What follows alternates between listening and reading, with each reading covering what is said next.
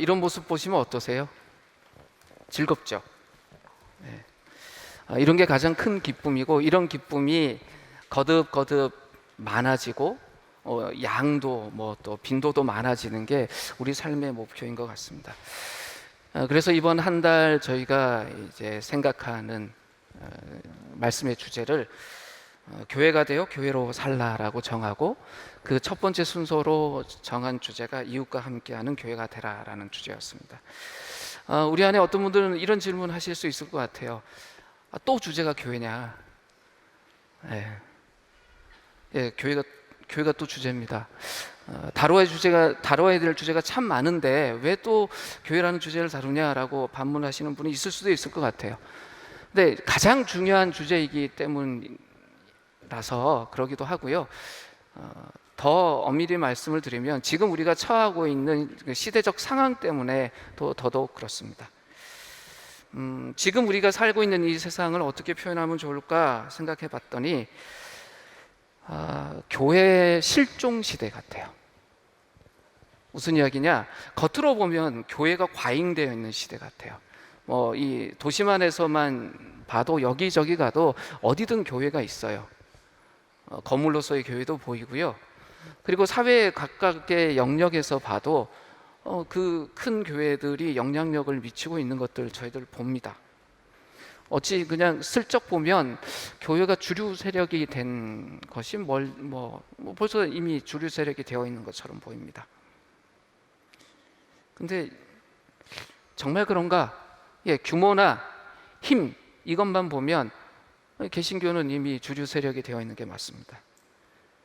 근데 정말 교회다운 맛이 그곳에서 드러나고 있나라고 이렇게 다시 질문을 하면 교회가 실종된 것 같아요. 마치 그 불순물이 너무 많아서 그 맛을 잃어버린 소금, 근데 그 소금이 잔뜩 들어가 있는 그 음식물 같은 그런 상황처럼 보입니다. 분명 교회가 있는데도 교회가 사라져버린 것 같은 시대.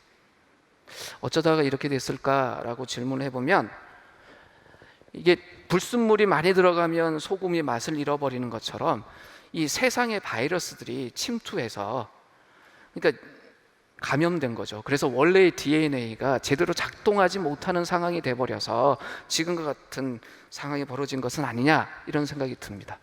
그래서 지금 정말 우리에게 필요한 것이 뭐냐? 본질적인 치료가 필요해요. 근본적인 치료가 필요한 시대가 됐습니다.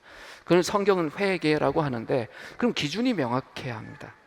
그래서 정말 우리 교회의 원형이 무엇인지 그것을 한 달 동안 함께 고민하고 성찰하고 또 반성해 보려고 합니다. 한번 생각해 보십시오. 가짜뉴스를 생산하고 유통하는 중심에 교회가 있다. 이게 전부는 아닐지라도 이런 이야기들이 이제 논해지고 그것이 그 시사 프로그램에서 다뤄질 정도가 되었다. 거기서 대해서 찬반의 이야기를 하기 이전에 얼마나 심각해진 상황인가, 그것을 한번 생각해 보면서 저희가 교회 원형에 대해서 생각하고 지금 현재의 우리의 모습에 대해서 생각해 봤으면 좋겠습니다. 원형이라는 것을 찾으려면 결국 시작점으로 가야 됩니다. 첫 시작점에서 어떤 모습이었는지에서부터 시작하지 않으면 가운데 어느 지점에서 시작한다면 이미 변형된 모습에서 시작하게 되겠죠. 근데 정말 우리에게 다행인 것은 교회의 첫 시작, 원형을 담고 있는 소중한 자료가 우리에게 있어요. 그것이 바로 성경입니다. 그래서 우리는 성경을 통해서 교회의 첫 시작이, 첫 원형이 어땠는지 확인할 수 있습니다. 특별히 사도행전은 교회의 처음이 어떠했는지 자세히 기록하고 있는 대표적인 성경입니다. 특별히 사도행전 2장과 4장을 어떤 분은 초대교회 신혼기라고 불러요. 결혼의 경험이 있는 분들은 신혼기 하면 어떤 때인지 기억하시잖아요. 그러니까 이때의 교회를 통해서 우리는 정말 말 그대로의 교회의 원형, 이상적인 형태의 교회의 모습을 볼 수 있습니다. 교회가 이상적이라고 해서 그것이 교인 수가 많다 이런 의미가 아니고요, 또 역사와 전통이 뛰어났다 이런 의미가 아니라 교회 안에 불순물이 없었다 이런 뜻입니다. 신앙도 순수하고 교회의 구조도 순수하고 무엇보다 그 안에 신실한 성령의 역사가 흘러넘치고 있었다. 이것이 이상적이다. 바로 이 이야기가 사도행전 2장과 4장 사이에 있습니다. 이 기간이 얼마나 길었는지 잘 모르겠어요. 근데 1년 남짓 정도 된다라고들 되게 봐요. 사도행전 5장 때부터 보면 핍박을 받으면서 여러 이제 문제들이 발생을 하거든요. 근데 이 1년 남짓한 이 안에 교회 이상적인 형태가 담겨져 있는데 바로 그것을 살펴보려고 합니다. 그래서 오늘 살펴볼 본문은 사도행전 3장에 있는 내용인데요. 1절과 10절에 있는 말씀을 같이 한번 읽고 생각해 보도록 하겠습니다. 자, 같이 읽을까요? 읽겠습니다. 시작. 오후 3시에 기도 시간이 되어서 베드로와 요한이 성전으로 올라가는데 나면서부터 못 걷는 사람을 사람들이 떼매고 왔다. 그들은 성전으로 들어가는 사람들에게 구걸하게 하려고 이 못 걷는 사람을 날마다 아름다운 물이라는 성전 문 곁에 앉혀 놓았다. 그는 베드로와 요한이 성전으로 들어가려 하는 것을 보고 구걸을 하였다. 베드로가 요한과 더불어 그를 눈여겨보고 그에게 말하였다. 우리를 보시오. 그 못 걷는 사람은 무엇을 얻으려니 하고 두 사람을 빤히 쳐다보았다. 베드로가 말하기를 은과 금은 내게 없으나 내게 있는 것을 그대에게 주니 나사렛 예수 그리스도의 이름으로 일어나 걸으시오 하고 그의 오른손을 잡아 일으켰다. 그는 즉시 다리와 발목에 힘을 얻어서 벌떡 일어나서 걸었다. 그는 걷기도 하고 뜨기도 하며 하나님을 찬양하면서 그들과 함께 성전으로 들어갔다. 사람들은 모두 그가 걸어 다니는 것과 하나님을 찬양하는 것을 보고 또 그가 아름다운 문 곁에 앉아 구걸하던 바로 그 사람임을 알고서 그에게서 일어난 일로 몹시 놀랐으며 이상하게 여겼다. 오늘 저희가 함께 읽었던 이 본문 첫 부분에 보면 오후 3시 기도 시간이 되어서라고 시작을 합니다.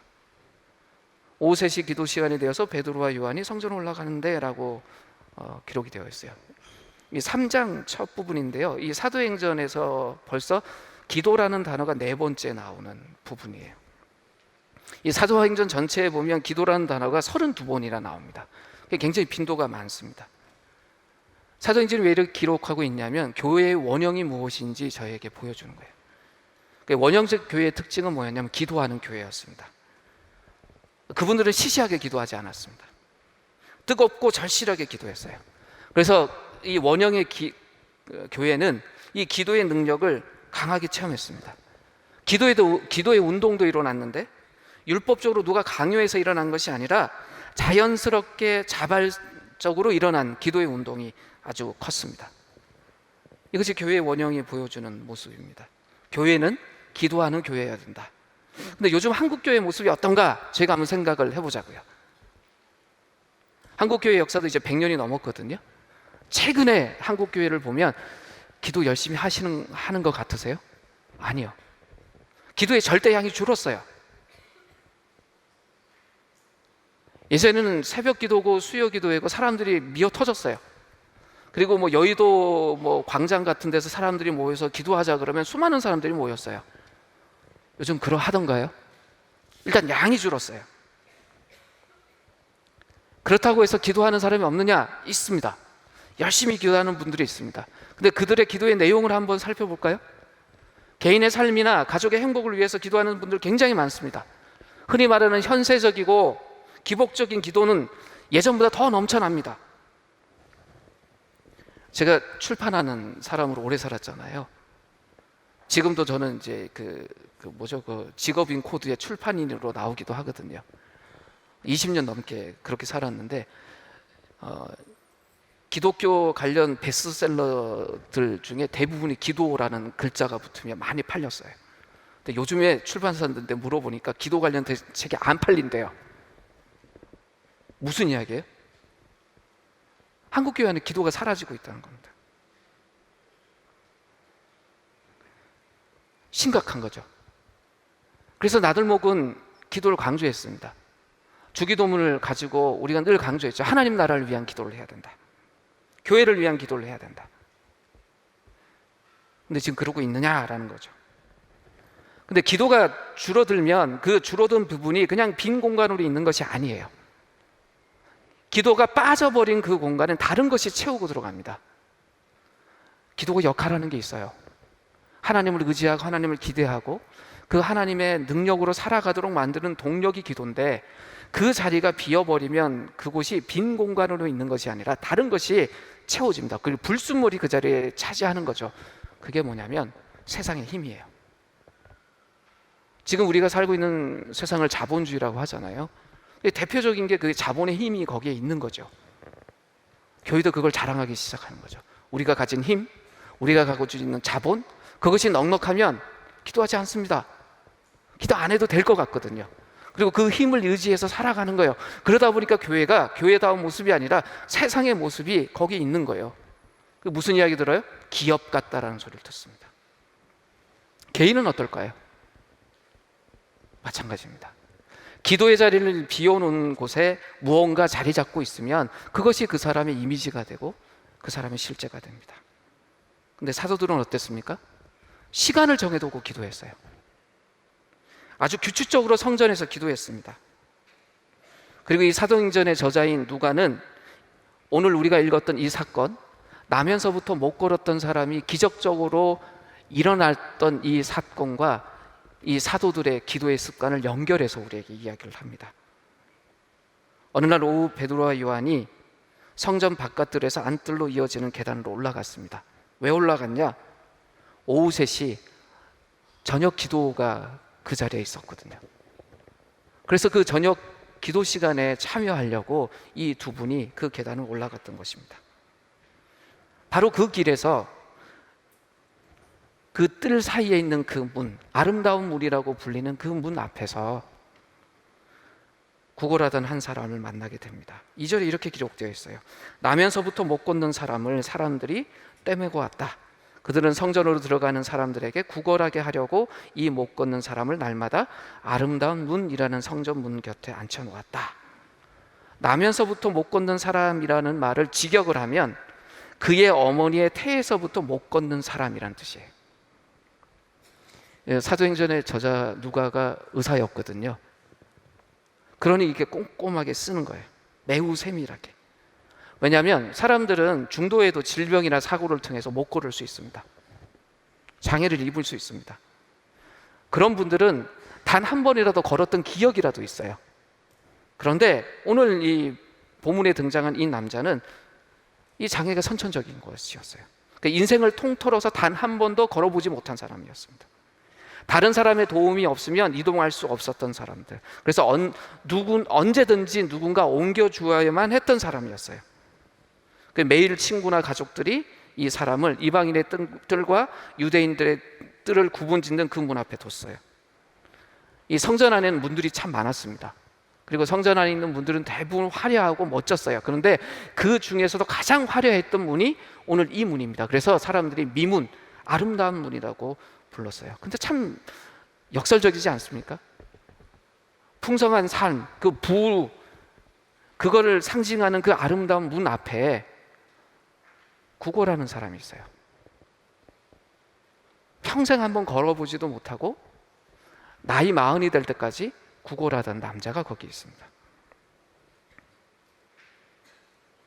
왜 그 사람들이, 친구들이, 가족들이 이 남자를 그 문 앞에 뒀냐? 많은 사람들이 성전으로 오가면서 궁휼한 마음이 생겨서 이 남자에게 구걸해 주기를 바랬던 거죠. 그때나 지금이나 타인의 도움이 없으면 살아갈 수 없는 사람들이 있습니다. 조금만 유심히 살피면 도움을 기다리는 사람이 많다는 걸 우리가 압니다. 세상이 풍요로워졌다고 해서 도움이 필요한 사람들이 사라진 건 절대 아닙니다. 요즘 우리 사회를 초연결 사회라 그러잖아요. 무슨 이야기냐면 예전보다 더 꼼꼼하게 연결되어 있다는 거예요. 지금이라도 저희가 핸드폰 열면 카톡이 아마 여러 개가 와서 1, 2 뭐 이상의 숫자들로 우리에게 메시지를 보낸 사람들이 있을 거고, 지금 열면 당장 답장해야 될 일들이 있을 거예요. 분명 우리는 여기 지금 대강당에서 예배드리지만 이 밖에 혹은 이 안에 있는 사람들하고 우리가 촘촘히 연결되어 있단 말이에요. 그런데 이 사회에 우리에게 정말 그냥 낯선 단어로 있으면 좋겠는데 익숙해진 단어가 있습니다. 고독사. 얼마 전에 부산에서 기사가 하나 났죠. 30대 여인이 한 분 돌아갔습니다. 40일이 지난 다음에나 발견이 됐어요. 월세가 밀려서. 만약 그분이 전셋집 살았으면 어땠을까 상상해 봅니다. 아마 전세 갱신할 때쯤 돼서 발견되지 않았을까요? 도움이 필요한 사람들이 없는 것이 아니에요. 분명히 있어요. 우리 눈이 보지 못할 뿐입니다. 구약의 이스라엘이나 신약시대의 그리스도인이나 이 궁핍함자들을 돕는 것은 하나님이 원하시는 행동이라고 알고 있었고, 그래서 애쓰고 수고하고 하려고 했었습니다.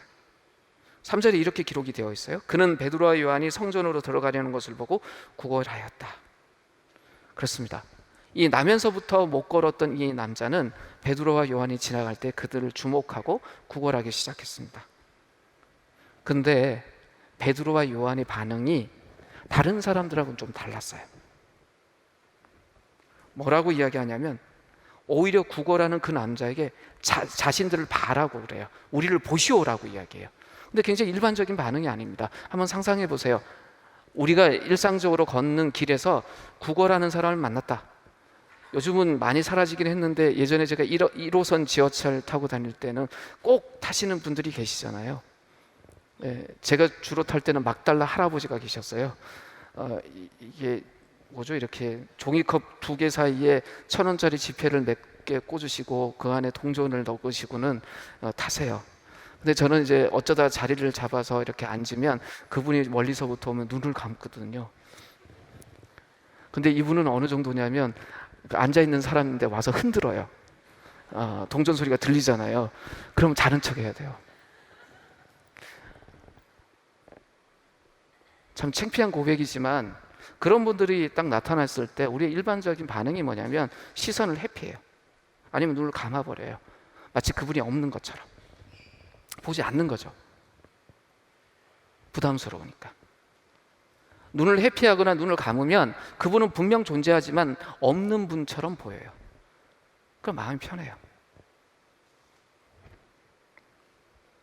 근데 베드로와 요한의 반응은 달랐습니다. 시선을 거두지 않았습니다. 오히려 그분을 주목했어요. 그리고 오히려 눈을 맞추라고 이야기를 해요. 우리를 보시오. 이 말을 들었을 때 이 구걸하던 사람의 심정이 어땠을까 한번 생각을 해보십시오. 한 번도 이런 이야기 들어보지 못했을 겁니다.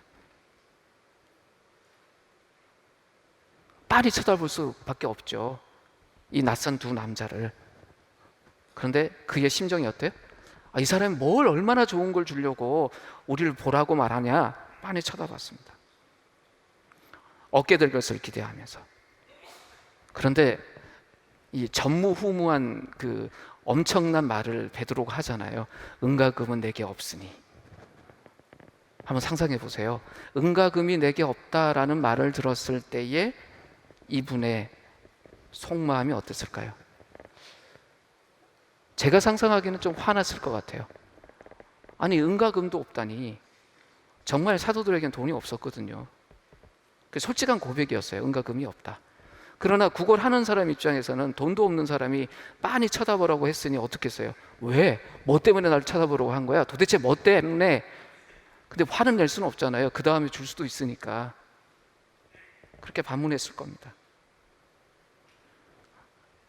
정말 이 사람에게 줄 수 있는 돈이 사도들은 없었습니다.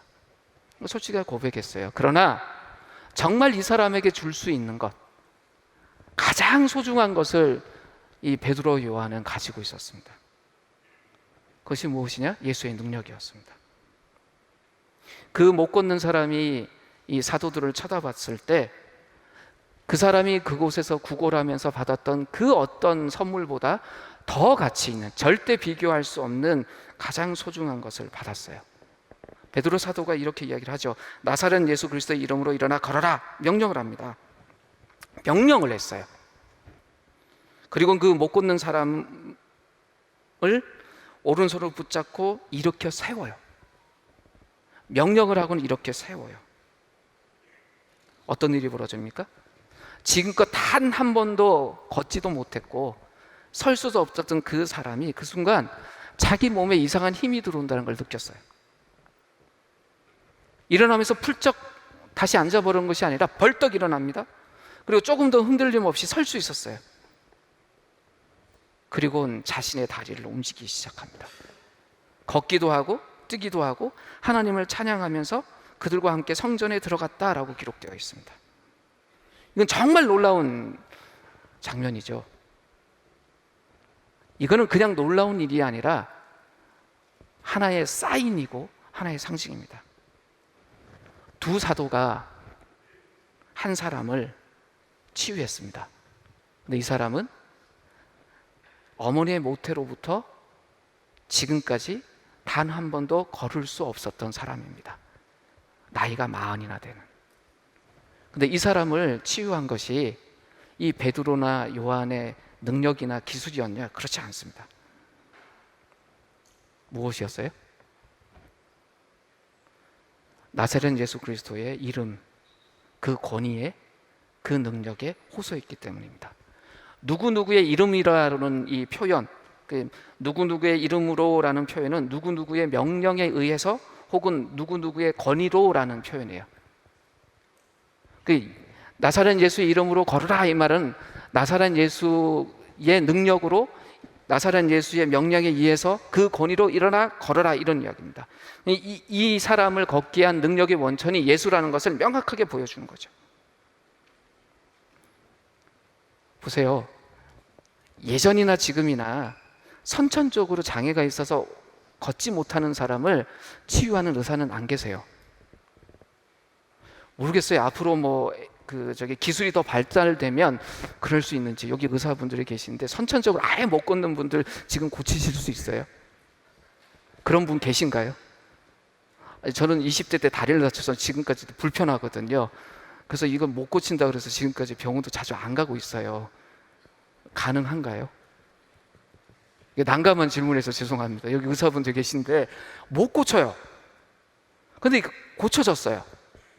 뭘 보여주냐는 거예요. 교회의 원형인 이 초대교회는 그 불가능에 도전하는 교회였어요. 믿음을 가지고. 절대 불가한 상황이었어요. 그러나 도전합니다. 자신의 한계에 갇혀있는 교회가 아니라 도전해요. 자신의 능력에 갇혀있는 교회가 아니라 예수의 능력을 의지하고 도전합니다. 그것이 신약 교회의 특징입니다. 왜냐하면 예수가 어떤 분이셨습니까? 이 땅에 계실 때 자신의 능력을 보여주신 분이에요. 왜 예수의 능력으로 나을 수 있어요? 예수가 창조주시잖아요. 말씀 한마디로 이 세상을 다 만드신 분이잖아요. 그분이니까 선천적인 장애가 있는 사람도 일으키실 수 있었던 거예요. 그런 일들이 예수의 생애 속에 그 사역 속에 여러 번 일어나는 걸 우리 보았습니다. 근데 지금 어떤 일이 벌어지냐? 그 예수를 따르는 신약의 교회가 그 일을 하고 있는 거예요.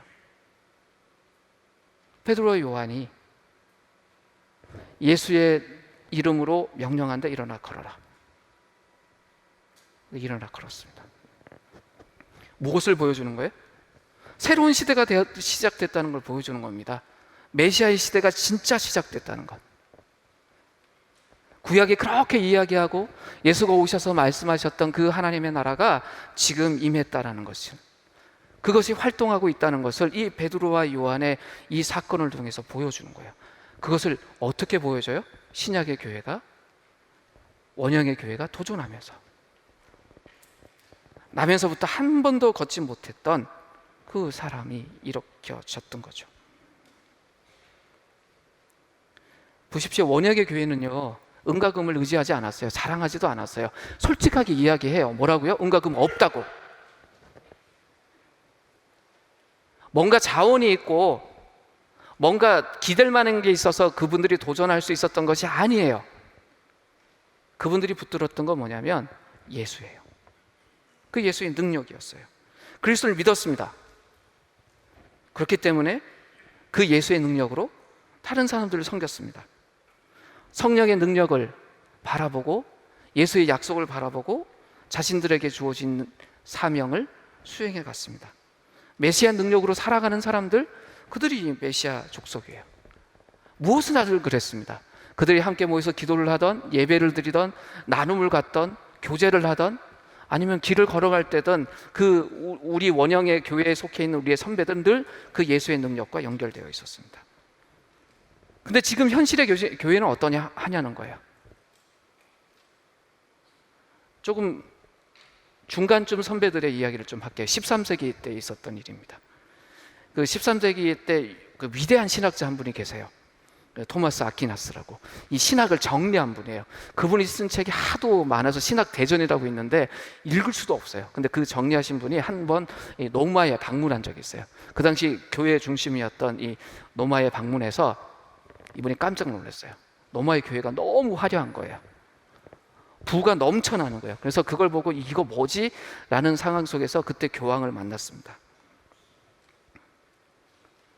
그때 보니까 이 교황이 이 어깨에 힘이 엄청 들어가 있는 거예요. 그러니까 교만한 거죠. 왜? 가진 게 많으니까. 근데 이 교황이 아퀴나스에게 이런 이야기를 했어요. 우리는 더 이상 은과 금은 내게 얻거니와 라고 말하지 않아도 될 것이요. 그렇죠. 이미 부가 있었으니까.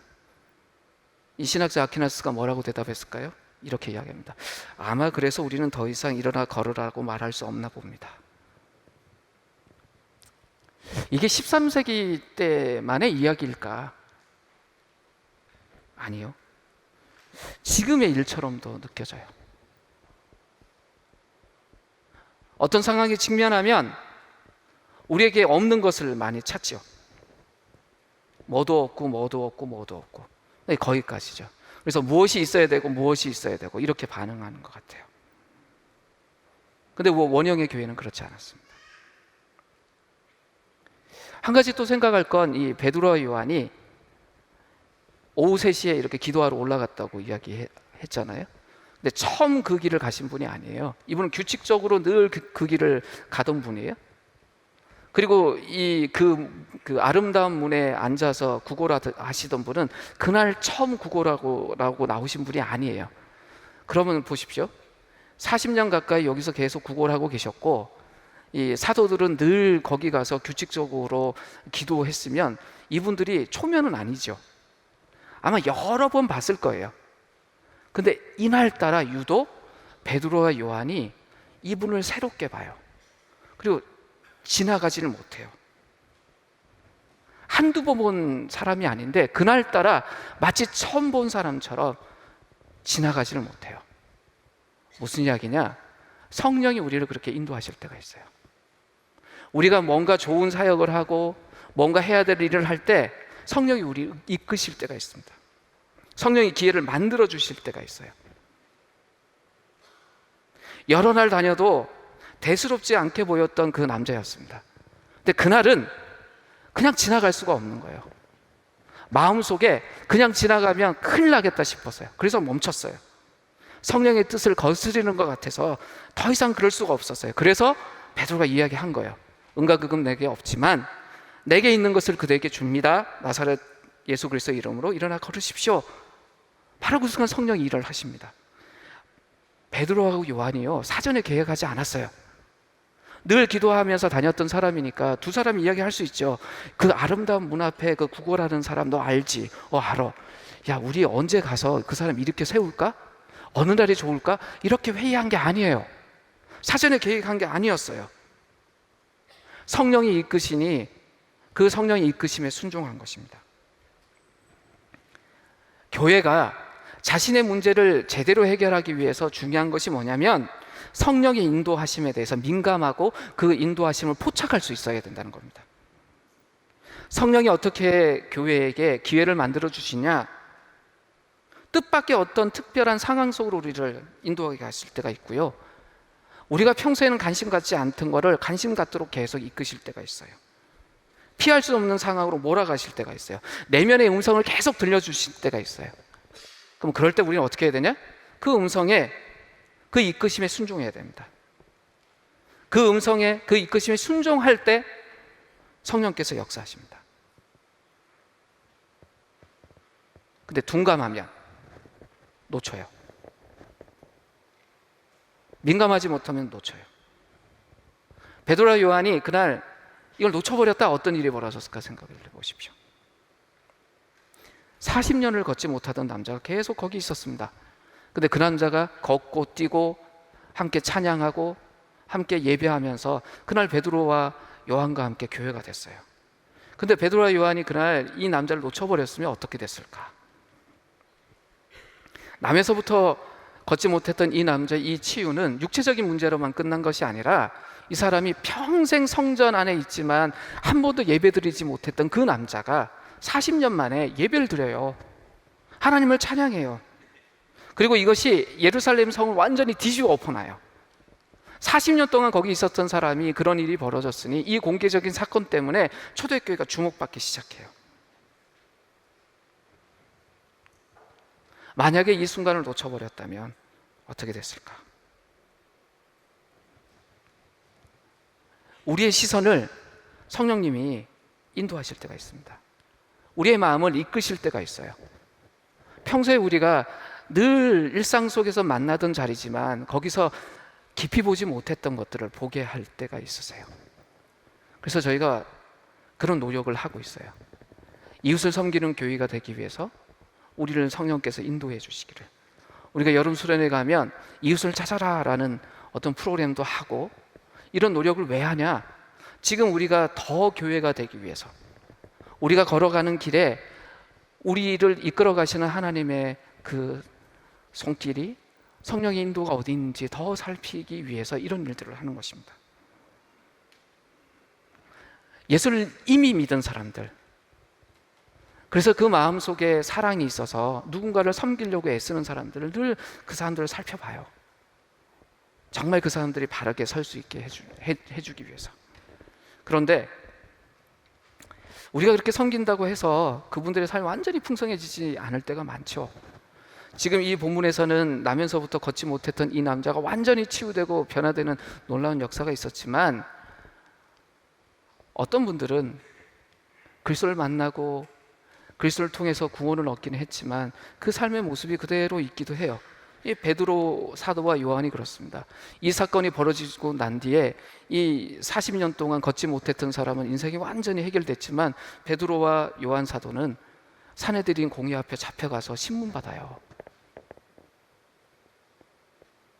우리의 목표가 뭐냐?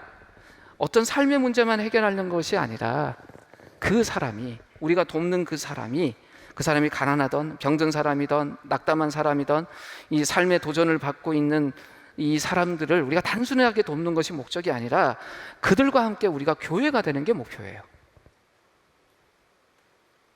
먼저 우리가 교회가 된 우리들의 목표는 뭐냐면 이웃과 함께 교회가 되는 거예요. 베드로와 요한은 그 남자와 함께 성전에 들어가서 첫 예배를 드렸습니다. 함께 교회가 되었습니다. 교회의 원형이 우리에게 보여주는 것,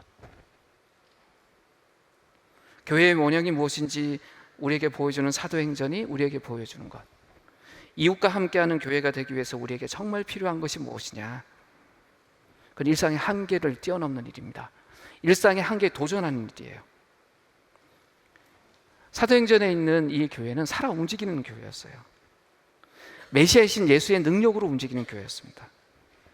불순물이 하도 많아서 맛을 잃어버린 소금처럼 그냥 자기의 그 어떤 능력을 잃어버린 교회가 아니라 정말 세상을 근본적으로 변화시키는 능력을 가지고 있었기 때문에 그 능력을 발휘하는 교회였어요.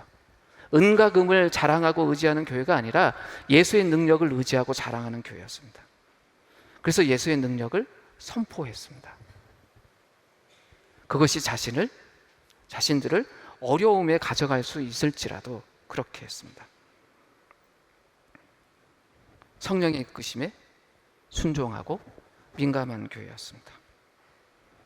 마치 이 사건은요, 구약의 교회하고 신약의 교회를 좀 대조하는 것 같아요. 이 구약의 교회는 신약의 교회보다는 좀 수동적이었어요. 마치 그 40년 동안 걷지 못하는 상태에서 성전의 그 아름다운 문 앞에 앉아 있기만 했던 그 사람처럼.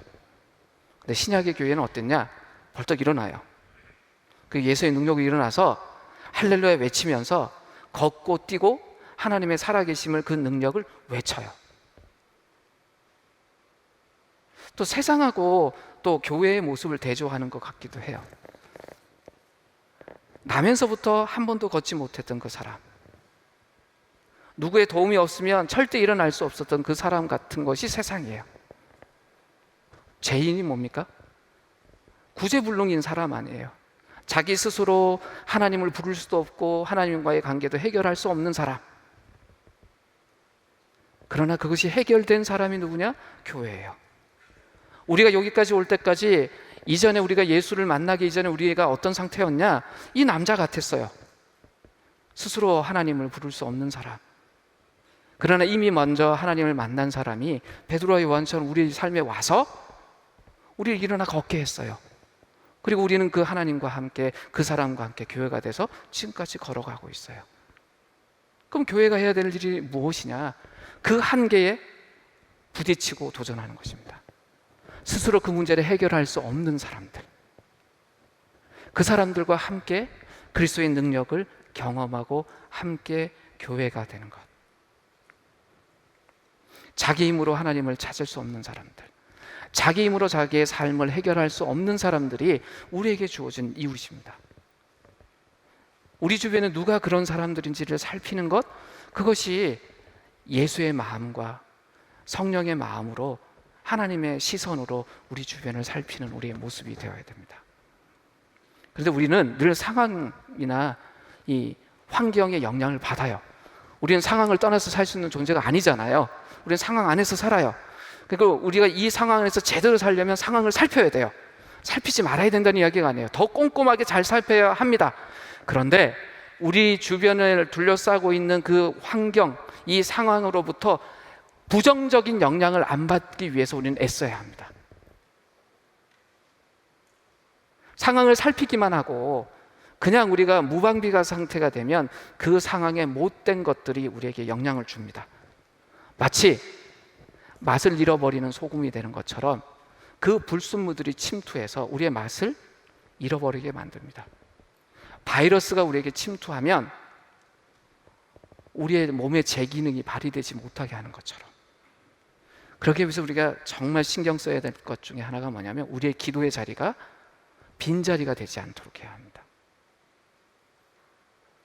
우리의 공동체도 그렇고 우리의 개인도 그렇고 우리의 자리가, 우리의 기도의 자리가 빈자리가 되지 않도록 해야 합니다. 하나님의 교제로 풍성해야 합니다. 그 자리는 하나님을 의지하고 소망하고 하나님의 능력을 경험하는 자리가 돼야지, 그 자리를 그냥 비워둔다면 우리 삶에서 늘 의지하고 소망하는 다른 것들이 거기를 채우게 돼요. 그것들 중엔 하나님이 주신 선물이 대신할 수도 있어요. 우리 손에 들려있는 은과금 하나님 주신 거잖아요. 소중한 거예요. 그 값지게 사용할 수 있는 거예요. 우리에게 주신 명예와 능력 아주 소중한 거예요. 하나님 나라를 위해서 멋지게 사용할 수 있는 거예요. 하지만 하나님이 빠져버리면 그런 것들은 우리에게 독이 됩니다. 우리의 기도의 자리에 하나님과의 풍성한 교제가 빠져버리면, 하나님을 정말 의지하고 소망하는 이것이 빠져버리면 은과 금을 자랑하는 그 교황처럼 우리는 바뀌어버립니다. 우리는 기대를 품어야 합니다. 우리의 삶을 통해서 일하실 하나님. 베드로와 요한이요, 사전에 계획하지 않았던 것처럼 이 이후에도 야, 우리가 한번 이 못 걷는 사람 일으켰으니 리스트를 한번 정해서 못 걷는 사람들 찾아다니면서 이렇게 세우자, 이렇게 한 적이 없어요. 자신의 일상의 길에서 만나는 사람들을 만나고 그들을 이렇게 세웠습니다. 사마리아인이 좋은 이웃이 되었잖아요. 근데 그분은 늘 장사하는 것 때문에 가던 그 길에서 강도 만난 이웃을 만났고 그 사람을 도왔습니다. 사전에 강도 만난 사람이 어디에 잘 출연하는지 찾아서 간 것이 아니에요. 그거 하다가 똑같이 우리의 일상의 길에서 우리가 만나게 될 이웃, 그들에게 우리가 좋은 이웃이 되기 위해선 우리의 기도의 자리가 하나님으로 풍성해야 합니다. 그러면 우리의 삶과 우리의 기도를 통해서 하나님 일하실 거예요. 하나님 우리를 그렇게 이미 초대하신 분이고 우리의 교회가 그렇게 걸어가시도록 지금 우리를 이끌고 계십니다. 특별한 장소에서가 아니라, 특별한 시간에서가 아니라 우리의 일상의 삶터에서 그 일을 하나님은 하고 싶어 하시는 겁니다. 그리고 우리가 이렇게 주일날 왜 모여요? 이 일이 더 왕성해지기를 바라서 함께 이 일들을 돌아보고 우리 속에 있는 부족한 부분들을 채우고 불순물들을 꺼내가기 위해서 함께 예배하고 하나님 앞에 서는 것입니다. 우리 주변에는 나면서부터 걷지 못했던 이 남자처럼 자신의 삶의 가장 중요한 문제들을 스스로 해결하지 못하는 사람들이 참 많습니다. 예전에 우리가 그랬던 것처럼 이제 하나님은 우리에게 소망을 품고 계세요. 우리가 그 일을 할 수 있는 사람이라고 생각하시면서 그리스도가 이 땅에 계실 때 하셨던 것처럼 이제는 그리스도의 제자인 또 그리스도의 후배인 우리들을 통해서 그 일을 하고 싶어 하십니다. 우리 속에 능력이 있어요. 은과 금이 없다라는 고백을 했던 베드로와 요한, 그가 의지했던 그 예수의 능력, 그는 우리 안에 있습니다. 하나님은 우리가 그 능력으로 이웃과 함께 교회가 되기를 바라십니다. 우리 속에 결여되어 있는 무엇 때문에 우리가 움직이지 못한다고 생각하지 마십시오. 이미 우리는 충분한 것을 가지고 있습니다. 그것을 누리고 사용하고 그래서 우리의 이웃들과 함께 교회가 되었으면 좋겠습니다. 이제 1분간 침묵하도록 하겠습니다.